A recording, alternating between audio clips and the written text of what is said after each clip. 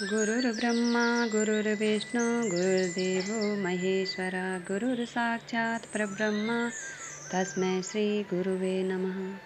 मैं अपने गुरुदेव महादेव के चरणों में कोटि कोटि प्रणाम करती हूँ। माँ भवानी के चरणों में कोटि कोटि प्रणाम करती हूँ।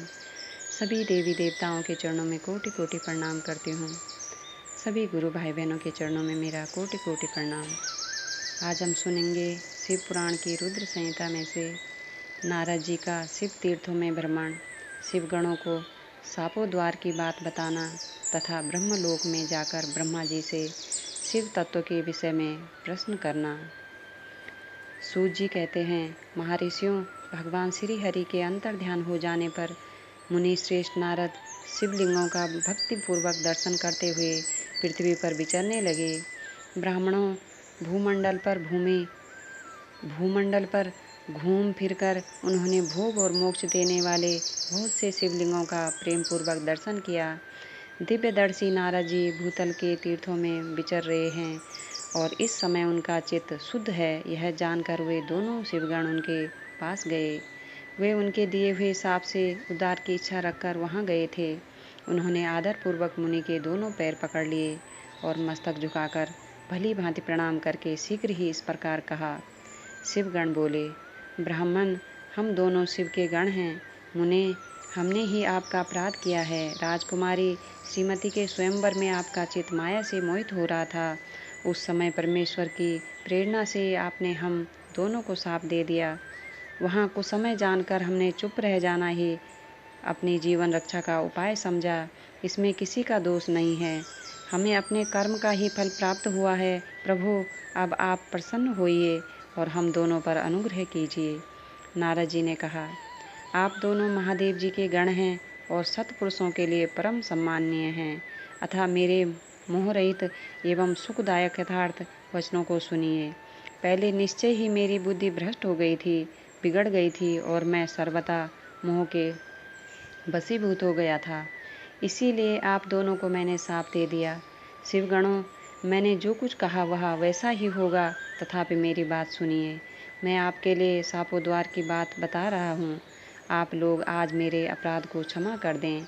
मुनिवर विश्रुवा के वीर्य से जन्म ग्रहण करके आप संपूर्ण दिशाओं में प्रसिद्ध कुंभकर्ण रावण राक्षस राज का पद प्राप्त करेंगे और बलवान वैभव से युक्त तथा परम प्रतापी होंगे।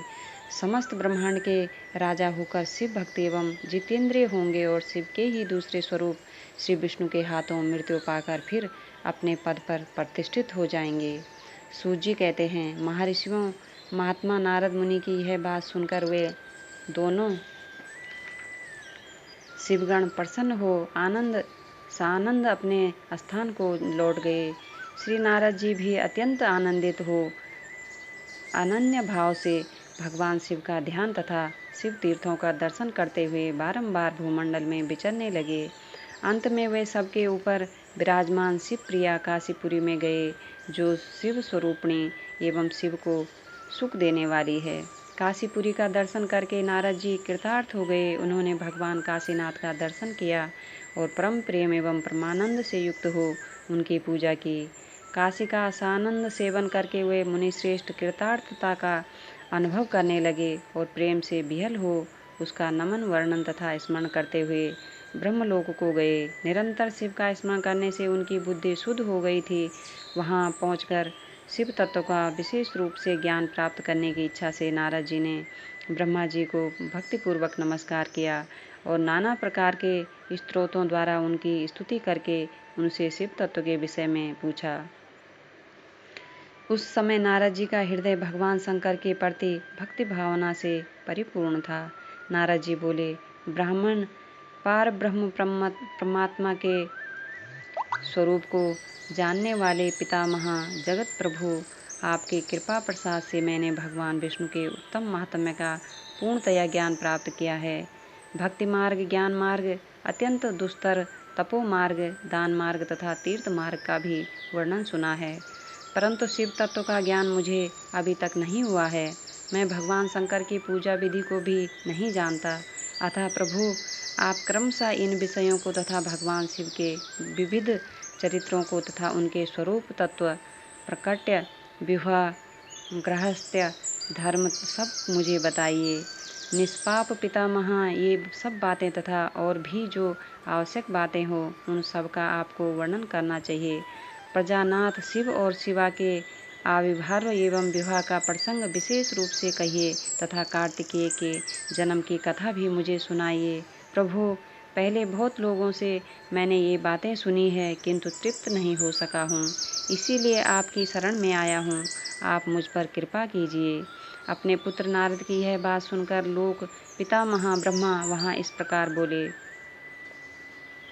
नमः शिवाय, नमः शिवाय, नमः शिवाय।